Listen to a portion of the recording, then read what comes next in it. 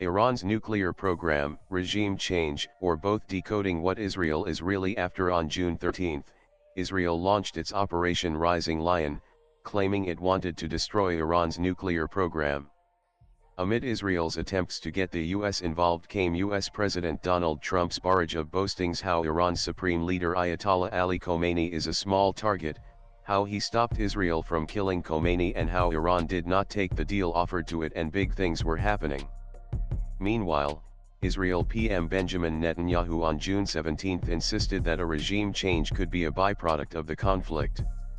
In all this, Iran remains defiant. By June 20, Trump said he would decide if he should participate in the strikes in 2 weeks, while Russian President Vladimir Putin's spokesperson Dmitry Peskov said the talk of a regime change in Iran is unimaginable and even the talk should be unacceptable. The developments over 7 days, which have left the world wary and confused, have given rise to one question: what is Israel's endgame? And Israel officially started with the goal to dismantle key components of Iran's nuclear and ballistic missile capabilities.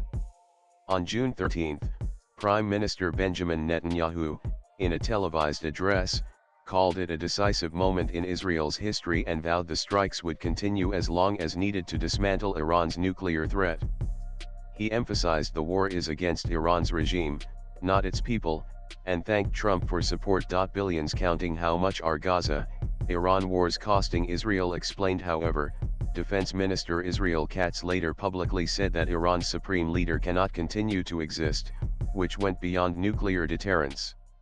Soon, Netanyahu went a step further to suggest that a regime change in Iran could be an unintended byproduct of military action.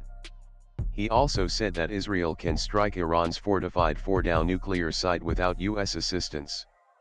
On June 19, Netanyahu warned that Israel was close to the final result, asserting nobody in Iran has immunity and commending US support while criticizing the Biden administration's hesitation. Analysts say Israel's political and military messaging signal a possible strategic escalation, from sabotage to systemic regime weakening.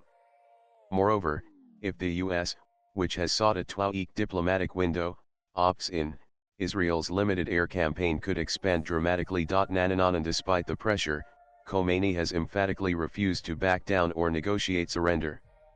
Following Israeli airstrikes, Khomeini condemned them as criminal, warning the Zionist regime faces a bitter and painful fate.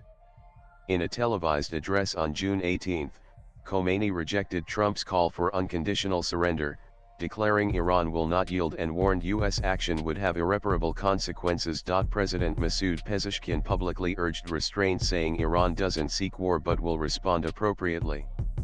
Privately, he cautioned that going to war could collapse the economy and destabilize the country. Although back-channel talks have reportedly occurred between US and Iranian officials, no concessions have been made. Iran's foreign minister has now reiterated that the US asked them to negotiate, but they refused. Moments ago, Israel launched Operation Rising Lion, a targeted military operation to roll back the Iranian threat to Israel's very survival.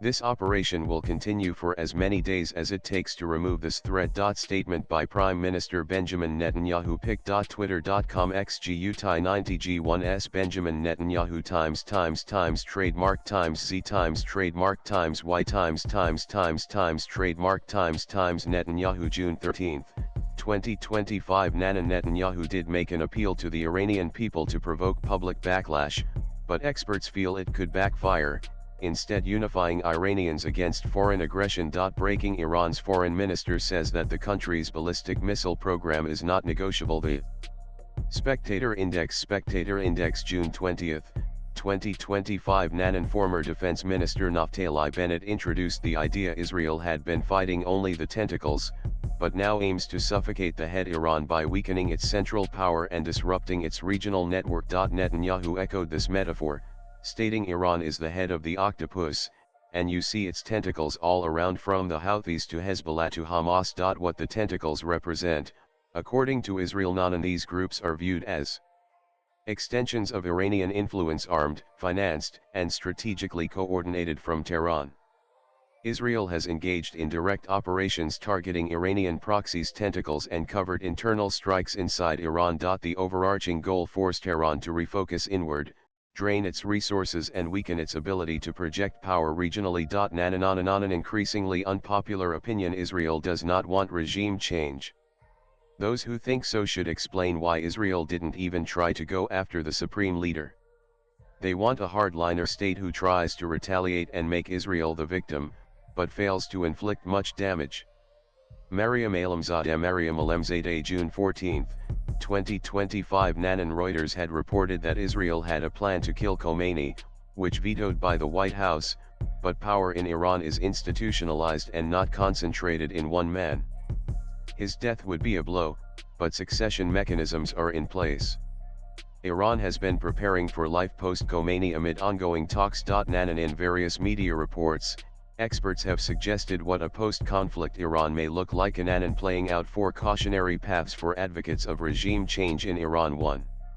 Iran breaks out North Korea style out and becomes globally sanctioned, nuclear-armed pariah, militarily untouchable but economically and diplomatically ostracized, leaving an entrenched hardline regime. 1. Sanam Vakil OUU.